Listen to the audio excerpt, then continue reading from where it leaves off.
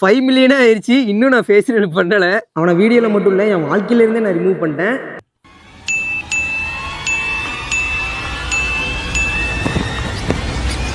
Wait பண்ணுங்க, எல்லா கேள்விக்கும் நானே ஆன்சர் பண்றேன். கிட்டத்தட்ட ஒரு 2 நாளைக்கு முன்னாடி வந்து பார்த்தீங்கன்னா ஆஸ்க் மீ எனி கொஸ்டின் இன்ஸ்டாகிராமில் ஒரு ஸ்டோரி போட்டிருந்தேன். அதில் கிட்டத்தட்ட ஒரு 300க்கு மேலே பேர் வந்து பார்த்தீங்கன்னா நிறைய கேள்வியாக கேட்டிருந்தீங்க.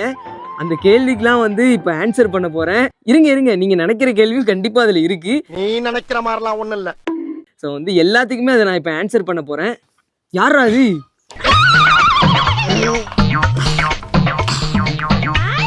தம்பி வாங்க. கொஸ்டின் கேட்க போகிறதே நான் தான். நீ கேட்க போறியா? பயப்படாத, எல்லா கொஸ்டினும் நான் தான் கேட்க போறேன்.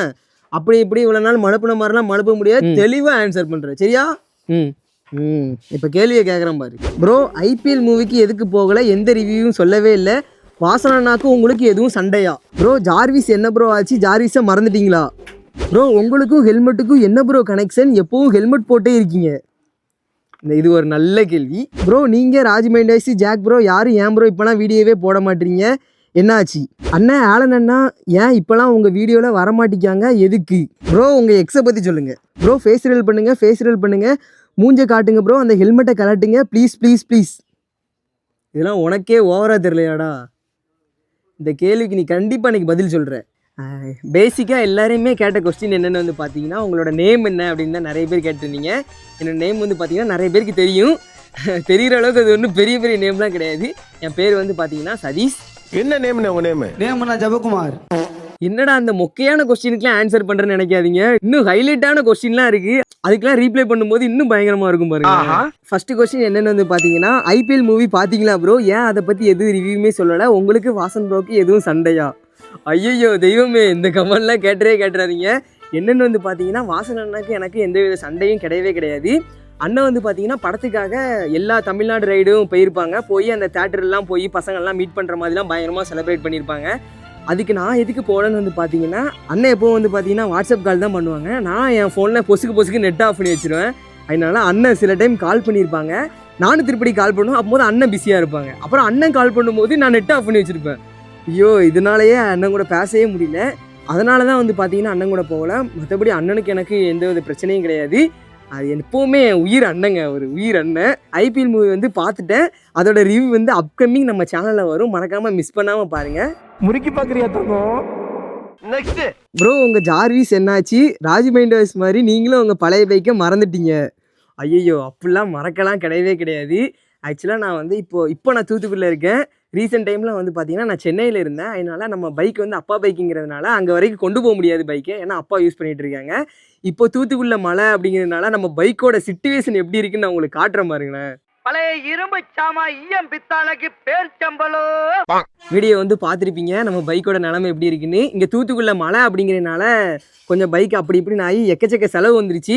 ஆனால் ஒன்றும் அந்த வண்டிக்கு இன்ஜினில் தான் ஏதாவது ஒரு பேதி எடுக்கும். அதனால் அப்படி ஆயிடுச்சு. அதெல்லாம் ஒன்று கவலைப்படாங்க. நம்ம பைக் இன்னும் கொஞ்சம் நல்லா பக்காவாக ரெடி பண்ணிடலாம். அதெல்லாம் கண்டிப்பாக நான் மறக்கவே மாட்டேன். அது இல்லைன்னா கண்டிப்பாக அந்த இடத்துக்கு வந்திருக்கவே முடியாதுங்க. நெக்ஸ்ட், உங்களுக்கும் ஹெல்மெட்டுக்கும் என்ன ப்ரோ கனெக்ஷன்? எப்போவுமே ஹெல்மெட் போட்டே இருக்கீங்க, என்ன ரீசன்? நான் ஸ்கூல் படிக்கும்போது வந்து பார்த்தீங்கன்னா மோட்டோ விளாகர் எல்லாருமே ஹெல்மெட் போட்டு தான் வீடியோ போட்டிருப்பாங்க. நானும் ஒரு மோட்டோ விளாகருங்கிறனால ஒரு ஹெல்மெட் போட்டே அப்படியே வீடியோ போட்டுட்டு இருந்தேன். கொஞ்ச நாளுக்கு அப்புறம் தான் தெரியுது நான் ஒரு மோட்டோ விளாகரே இல்லைன்னு. இன்னும் என் மனசுக்குள்ளே நான் ஒரு மோட்டோ விளாகர்னு சொல்லியே வாழ்ந்துட்டு இருக்கேன். நான் யாருன்னு கேட்டுட்டு இருந்த இவன் உள் மனசுக்குள்ள புகுந்து மோட்டோ விளாகர் நம்ப வச்சிருக்காங்க. அதனால தான் இந்த ஹெல்மெட்டு கூடிய சீக்கிரம் அதையே ரிமூவ் பண்ணிடுவேன். ஆனால் நான் ஒரு மோட்டோ விளாகருங்கிறத நான் ப்ரூஃப் பண்ணாமல் ரிமூவ் பண்ண மாட்டேங்க. நெக்ஸ்ட், அண்ணன் ஆலன் அண்ணன் ஏன் இப்போலாம் உங்கள் வீடியோவில் வரமாட்டிக்காங்க? எதுக்கு சொல்லுங்க? ஐ கெஸ் இட், இந்த கொஸ்டின் வரும்னு எதிர்பார்த்தேன். ஆலனை பற்றி சொல்லணுன்னாங்க, அவன் ஒரு பச்சை துரோகிங்க. எதுக்கு நான் இப்படி சொல்கிறேங்கிறத நான் கண்டிப்பாக ஃபியூச்சரில் சொல்கிறேன். இப்போதைக்கு அவனை வீடியோவில் மட்டும் இல்லை என் வாழ்க்கையிலேருந்தே நான் ரிமூவ் பண்ணிட்டேன். அவனை பற்றி பேச வேண்டாம்னு நினைக்கிறேன். நெக்ஸ்ட் கொஸ்டின் போயிடலாம். அவனுக்கு எதுவுமே தெரியாது, சரியான மலுமட்ட. நெக்ஸ்ட், அடுத்த மோஸ்ட்டாக வந்திருக்கிற ஒரே ஒரு கொஸ்டின் என்னென்னு வந்து பார்த்தீங்கன்னா எல்லாருமே வந்து உங்கள் பிக் ஃபேன் ப்ரோ அப்படின்னு சொல்லியிருக்கீங்க. கேட்க ரொம்ப சந்தோஷமாக இருக்குது. இப்போதைக்கு என்னால் வந்து பார்த்தீங்கன்னா கையெடுத்து தான் கும்பிட முடியும். ஏன்னா என் வாழ்க்கையே கையேந்திட்டு போயிட்டுருக்கேன். ஸோ வந்து கண்டிப்பாக உங்களுக்கு ஃபியூச்சரில் ஒரு கோயில் கட்டுறீங்க. ரொம்ப love you so much. Next, அப்புறம் என்னென்னா நீங்கள் சிங்கிளார் கமிட்டடா அப்படின்னு எக்கச்சக்க பேர் கமெண்ட் பண்ணியிருக்கீங்க. இந்த கேள்வியை நீங்கள் இப்போ கேட்பீங்க நான் எதிர்பார்க்கவே இல்லை. கண்டிப்பாக இந்த கேள்விக்கு நான் ஃப்யூச்சரில் ஆன்சர் பண்ணுறேன். நிலைமையை சொன்னால் ஒரே அசிங்கமாக போயிடும். நெக்ஸ்ட்டு அண்ணா, ஏன் இப்போலாம் ராஜ்மைண்டர்ஸ் கூடயும் ஜாக் ப்ரோ கூடயும் வீடியோவே போட மாட்டீங்க சொல்லுங்கள் ப்ளீஸ். இதை பற்றி நான் என்ன சொல்கிறது? ஒருத்தன் என்னன்னா கல்யாணம் முடிச்சு குழந்தை குட்டியோட போயிட்டான். இன்னொருத்தன் என்னன்னா எனக்கு கல்யாணமே வேண்டான்னு ஒருத்தன் போயிட்டான். இவனுக்கு மத்தியில் மாட்டிட்டு வீடியோ நான் எப்படிங்க எடுக்கிறது? அதனால நானே 2 பேருமே வேண்டாம்னு சொல்லி நான் வேறு ஊரை பார்த்து போயிட்டேன். எனக்கும் அவங்க கூட வீடியோ எடுக்கணும், பழைய மாதிரி வீடியோ எடுக்கணும்னு நானும் ரொம்பவே மிஸ் பண்ணுறேன். கண்டிப்பாக அவங்க கூட வீடியோ எடுப்பேன். ஆக்சுவலாக நாளைக்கு போகணும்னு நினைக்கிறேன் அவங்க கூட வீடியோ எடுக்க. நீங்கள் இப்போ வீடியோ பார்த்துட்டு இருக்க டைமில் நான் அவங்க கூட தான் இருப்பேன். ப்ரோ, உங்கள் எக்ஸை பற்றி சொல்லுங்கள். அதை வேற ஞாபகப்படுத்திட்டீங்க.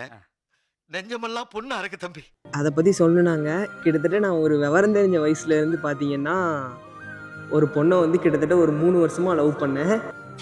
லவ் பண்ணி என்னாச்சுன்னு வந்து பார்த்தீங்கன்னா, ஒரு நாள் அந்த பொண்ணோட வீட்டுக்கு தெரிஞ்சிருச்சு.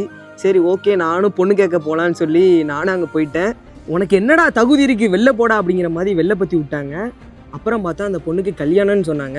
மனசே கஷ்டமாக இருந்துச்சு. நானும் நம்ம மாப்பிள்ளைங்க எல்லோரும் சேர்ந்து ஒரு இடத்துல இருந்து ஒரு ரொம்ப சோகத்தில் இருந்தோம். சரி ஓகே, கண்டிப்பாக அந்த கல்யாணத்துக்காவது போயிடணும் அப்படின்னு சொல்லிட்டு நானும் அங்கே போயிட்டேங்க.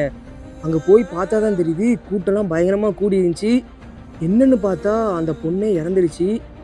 அந்த சிச்சுவேஷனை இப்போ நினச்சா கூட எனக்கு வந்து ரொம்ப கண்ணு கலங்குது. இதுக்கு மேலே இதை பற்றி எதுவும் கேட்காதீங்க. ஏன்னா வேறு படத்துலேருந்து என்னால் காப்பி அடிக்க முடியாது.